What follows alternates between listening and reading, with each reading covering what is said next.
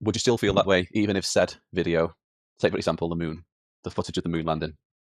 Like, do you look at the footage of the moon landing and say, hey, I wasn't there, so I don't know? Or do you look at the footage of the moon landing and say, this looks fake as shit, this is clearly a lie? No, I look at the idea of the premise of land in the sky, and I say to you that we have not yet come up with a valid foundation to have land in the sky. Now you're going to come up with a movie production of showing people landing on land in the sky, and I'm going to say that's a problem because we don't have any evidence of land in the sky to land a We do. vehicle on in the sky. Of course we do. Devil's Excuse me? advocate here. I personally don't believe we've been to the moon, just so we're clear. But Yeah, the comeback is, of course we do. We've got hours of footage. Hours and hours and hours of footage of us landing on the moon, playing golf on the moon, having little buggy rides on the moon. There's loads of evidence of us landing in the right. sky. Now, if we're in court, I'm going to ask you, is that circumstantial or direct evidence? Well, it's direct evidence. It's video evidence No, it's of us not. being on the moon. Okay, so you tell me, how are we able to test what they did on the moon in order to make it direct evidence? Because direct evidence needs to be testable, demonstrable, repeatable. How do I repeat the circumstances of space in order to collect said direct evidence? We can't repeat the experiment, but if That's I'm the in problem. court, I'll but if stop I'm you in right in your court, tracks. there's a video of me. There's a video of me doing the crime, and there's a video of me stealing the car. For argument's sake, the judge isn't going to say, well, I can't go to Cyprus to recreate the conditions of you stealing a car in Cyprus. But what I do see here is a video of you stealing a car. That's good enough for me. Right, so we can have direct evidence of people interacting with a car. You can go out to the parking lot, interact with a car, right? I'm saying to you that you can't go set up the circumstance of space to go collect said evidence of space, right? That's the issue. This is where we say the circumstance of space, or I say anyways, the circumstance of space has to be set up in order for you to collect said evidence of space, which would be considered circumstantial evidence. Again, not direct evidence, circumstantial. You might see it that way, but most people wouldn't. And they're welcome to be wrong. Majority means nothing after all. The Spice Girls had multiple #1 singles. The general public can't be trusted.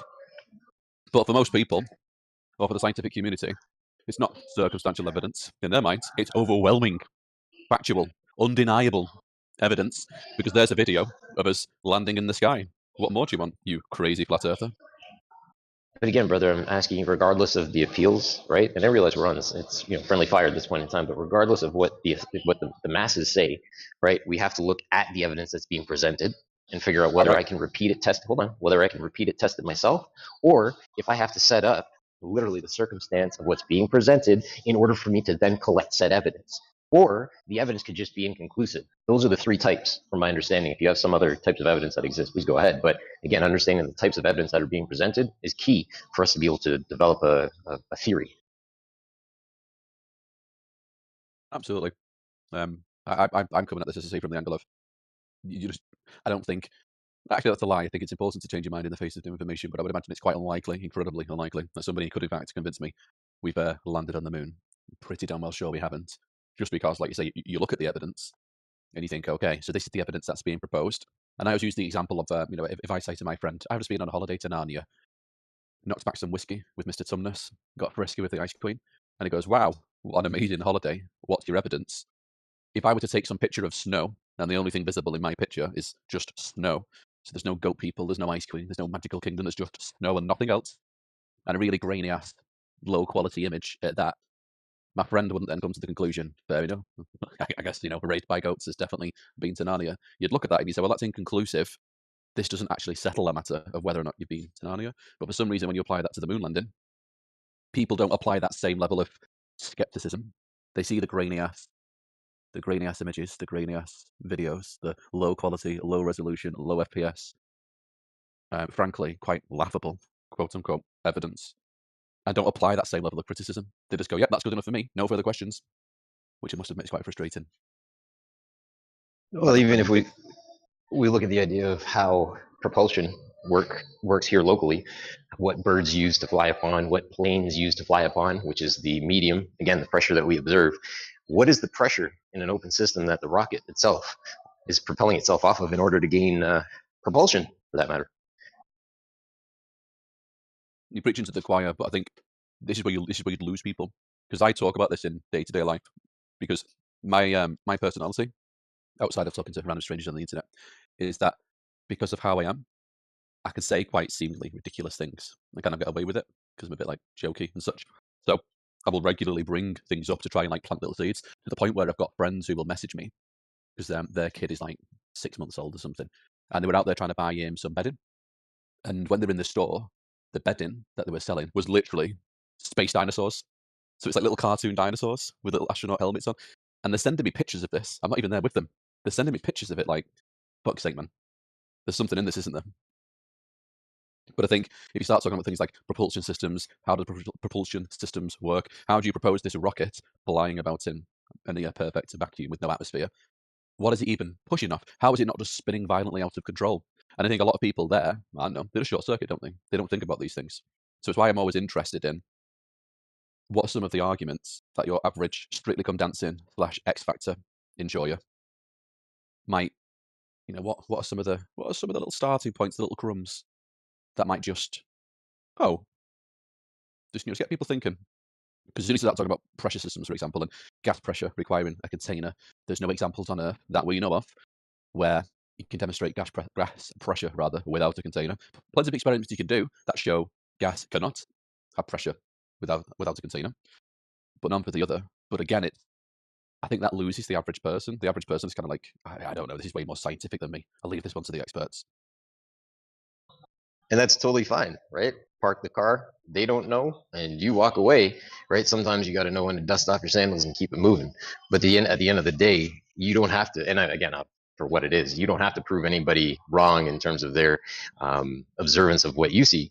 It's the idea of knowing, like, firm and full well, these things that are being presented literally violate the natural laws that we know are in fact, or that are in place. Water seeks its level, pressure requires containment, and we see level consistently no matter where we go locally, and that keeps getting refreshed, renewed everywhere we go.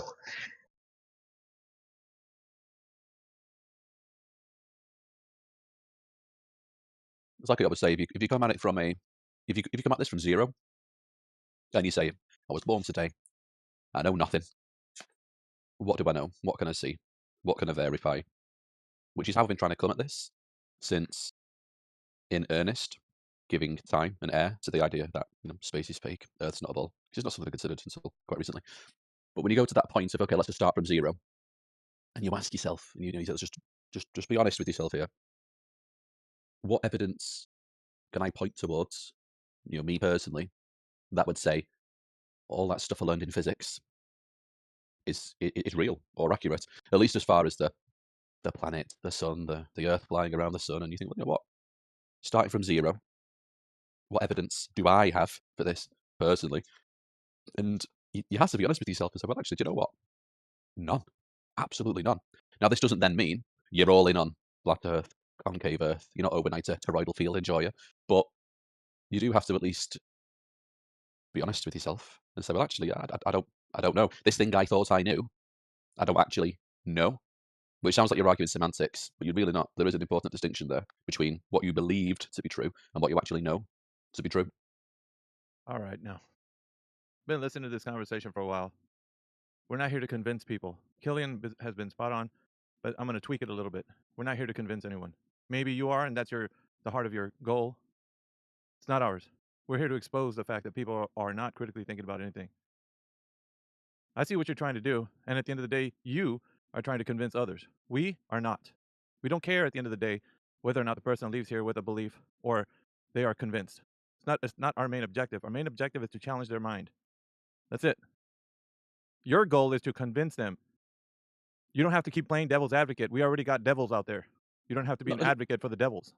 not You got necessarily to that? convince. I hear that. It's not No, I don't necessarily think you to do. I don't convince. think you do. You're in here trying to peddle this bullshit that we have to convince people, and you're a wolf in sheep's clothing when you start doing that. You don't need to convince people. You don't need to convince us that you need to convince people. It's not what we're I'm here not. to do. Kilian has I'm not been trying to killing convince it. you. I'm not trying to convince you that you need No, to you're trying to peddle convince people. bullshit that we have to convince others. We I've never don't. That's asked to not the convince heart of others. our aim. Kilian just Never proved once to said you that. that we don't. It's circumstantial evidence. Extraordinary claims need extraordinary proof. We agree. No, I don't think you do. Because No, if we that do. was the case, then the way he proposed it was spot on. You're not. What? What am I not I doing? agree. So I agree with you, but it's then applying that Do to. you have to apply a devil's advocate form where you have to, well, let me tell you what they say. No, but it's Why not. did you do It's not that? devil's. But it's not Why necessarily did you do devil's that? advocate. I'm asking you a question. Why did you do that?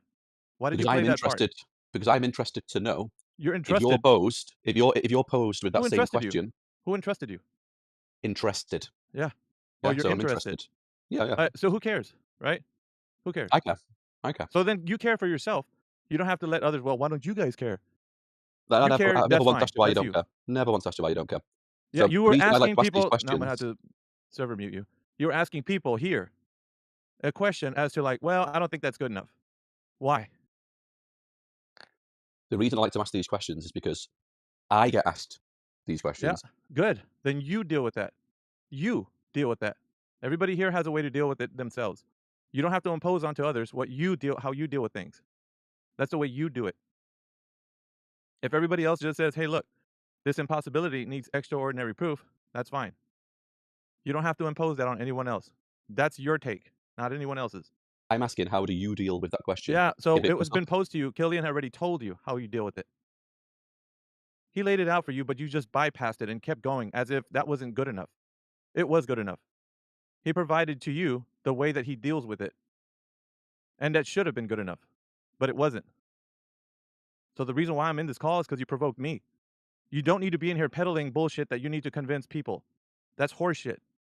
At the end of the day, everybody has their own mind to make up. We don't twist and contort things so that we can make people believe something. It's not what we do here. We present the information as it is. And the truth at the end of the day is its own defense, not us. We can stand on a position and we can affirm that it is true, but whether or not you come to that conclusion, that's up to you. At the end of the day, you can go to sleep thinking the Earth's a ball, a cube, or whatever else you think it is. It's not going to make it true. agree there. That's it. But you trying to come in here and like, well, that's not good enough. I've talked to people every day, as in your experience of talking to people every day, hearing what they say. Well, you're like, I think we need to come up with a better solution than what we got now. No, we don't. We're doing it just right. We're I know it's presenting doing it everybody wrong. with the truth. We're presenting everybody with the truth, and whether or not they come to the conclusion, it's up to them, not you. You don't carry the burden of having to have somebody believe something like you. That's extremely uh, narcissistic of you to think that someone's going to be convinced as you were. And maybe some people, some of your circle of your friends thought like you, but that's not everyone. Not everyone bought into what you were saying, and that's fine. At the end of the day, you were probably worried about, man, I could have done better to convince that person. No, you whatever you presented that was the truth, that's it. End of the day, people make up their own minds. You're not the arbiter of like what they decide. We agree. Well, then that's good. That's where it ends. Full stop. All good. All right.